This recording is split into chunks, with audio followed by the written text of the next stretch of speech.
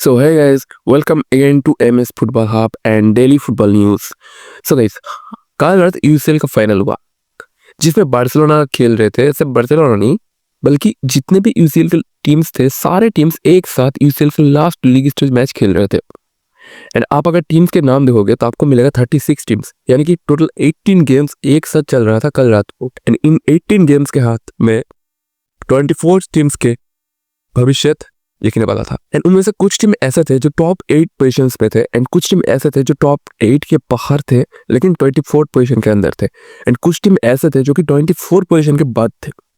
अब क्या होता है बेसिकली इस रैंकिंग से, टॉप 8 में जो भी टीम्स रहेंगे वो सीधा डायरेक्ट क्वालिफाई करेंगे नॉकआउट स्टेज के लिए, लेकिन टॉप 9 से 24 तक जो करेंगे वो यूसीएल में रहेंगे लेकिन उनको एक नॉकआउट मैच खेलना पड़ेगा आपस में एक दूसरे के बीच में। एंड एक नॉकआउट मैच खेलने के बाद उसको एंट्री मिलेगा यूसीएल का एक्चुअल राउंड ऑफ 16 में। नाउ यहाँ पे क्वेश्चन क्या आता है, बार्सिलोना, चेल्सी ये सारे टीम्स कल टॉप 8 से बाहर थे, जबकि पीएसजी जैसे टीम्स, इंटर मिलान जैसे टीम्स, इवेंचुअली रियल मैड्रिड जैसे टीम्स टॉप 8 में थे। स्पोर्टिंग सीपी खुद टॉप 8 से बाहर थे। लेकिन कल स्पोर्टिंग सीपी के साथ एथलेटिक बिल्बाओ का मैच होता है जहाँ पे स्पोर्टिंग सीपी 3-2 से मैच जीता है एंड टॉप 8 में आ जाता है।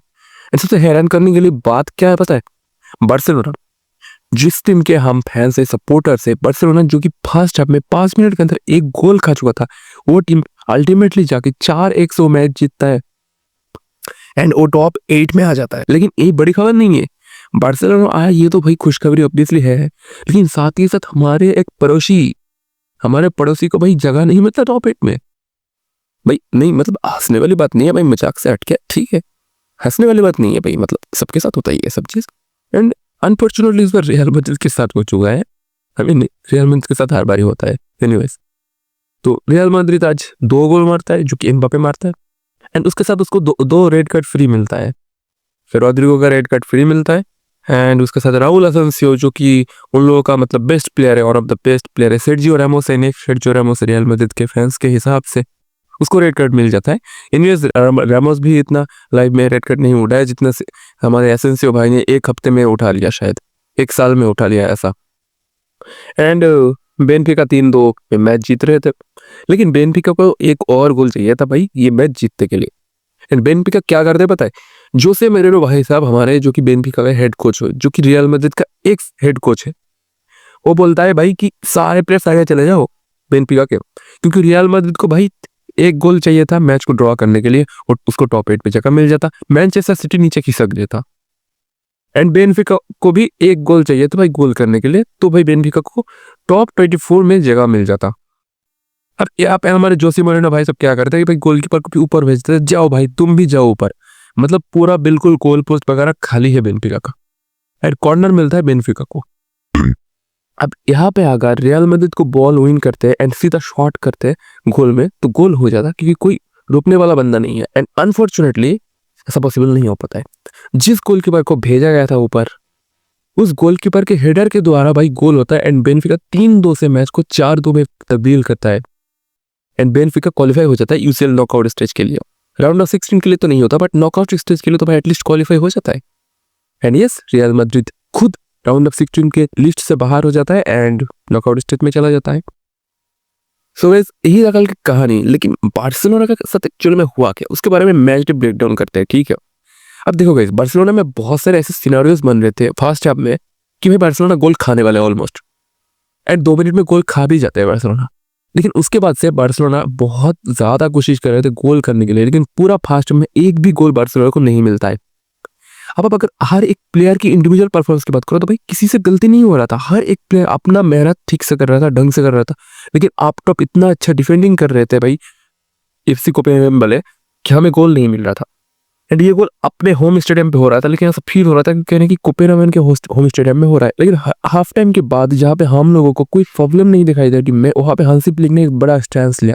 उसने बोला कि नहीं प्रॉब्लम तो है भाई, उसने एरिक गार्सिया को बोला भाई आ जाओ तुम्हारा काम हो गया फर्स्ट हाफ में, अब तुम आ जाओ, तुम रेस्ट करो, तुमको नेक्स्ट मैच में हम खिलाएंगे। जबकि एरिक गार्सिया इतना बढ़िया परफॉर्मेंस था, वहां पे एरिक गार्सिया की जगह उसने डाला बर्नाल को। अब क्यों, इसके से बहुत सारे रीजंस है।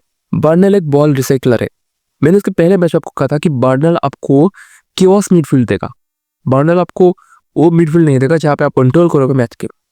बल्कि बर्नल आपको एक डिफरेंट अप्रोच दिखा, एंड वो देखा हम लोगों ने। बर्नल कल के मैच में आया, हालांकि बर्नल ने कंट्रोल तो ऑब्वियसली किया फिर भी फिल्म की दियों की तरह, लेकिन बर्नल जो प्रोवाइड करता है, बॉल आपका रिसाइकिल होता है बहुत जल्दी। बॉल रिसाइकिल का मतलब ये होता है बॉल एक साइड में बॉल है, एक साइड से दूसरी साइड बहुत जल्दी चल जाता है बर्नल के द्वारा। बर्नल के पास बॉल आता है, बर्नल उसको घुमा के दूसरी साइड भेज देता है बहुत जल्दी। ये एरिक गार्सिया या बाकी किसी भी प्लेयर्स के साथ पॉसिबल नहीं है, because Bernal kind of Sergio Busquets type player जो कि रिसाइकिल अच्छा है।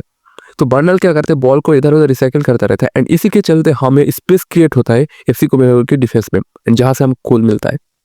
एंड ऑब्वियसली भाई बहुत बेहतरीन गोल्स मारा है कल के हमने। लामिन यमाल का वो भाई गोल जो कि ऑलरेडी ऑब्वियसली भाई एक बंदे के पैर में लग के फिर गोल होता है, लेकिन भाई फिर भी लामिन यमाल का एफर्ट देखो भाई।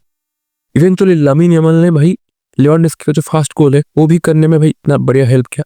वहाँ पे अगर चाहते तो लामिन यमाल भाई गोल के लिए जा सकते, लेकिन नहीं, लामिन यमाल ने वहाँ पे अनसेल्फिश नहीं दिखाया, एंड उसने ज्यादा सा फ्लिक करके भाई एकदम पास कर दिया लेवेंडोव्स्की को, बिकॉज लेवेंडोव्स्की पूरा ओपन था, लेवेंडोव्स्की के पास एक टच देना था गोल करने के लिए, एंड वो टच दे दिया एंड गोल मिल गया।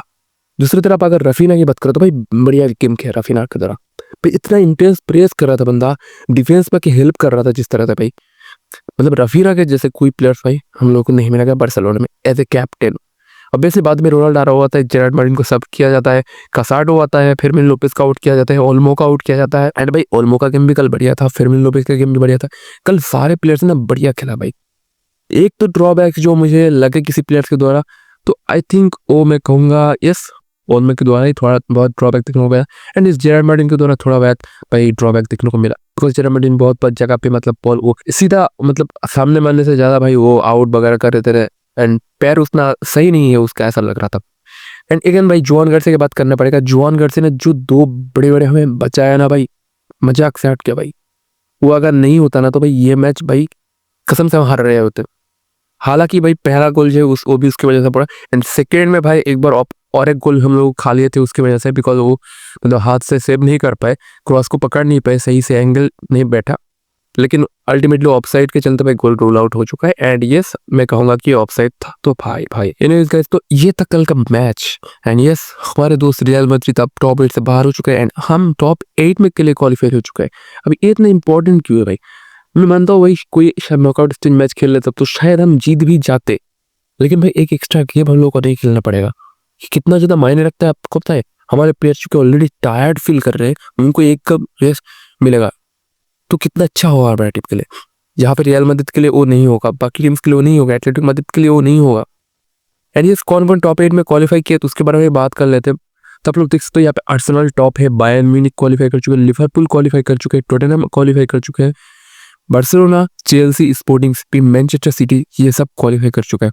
एंड जो कि नॉकआउट स्टेज मैच खेलने वाला है राउंड ऑफ 16 आने से पहले एक्स्ट्रा करके, वो है Real Madrid, Inter Milan, PSG, Newcastle United, Juventus, Atletico Madrid, Atalanta, Bayer Leverkusen, Borussia Dortmund, Olympiacos, Club Brugge, Galatasaray, Monaco, Qarabag FK, Bodo Glimt, Benfica, ये सारा टीम्स।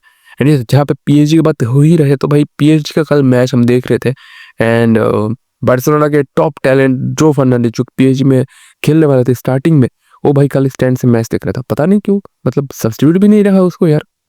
बताओ भाई ऐसा थोड़ी होता है, पीएसजी मैनेजर जो भी है भाई, तुमने बोला उसको खिलाओगे, अब खिलाओ ना भाई को, क्या हो गया।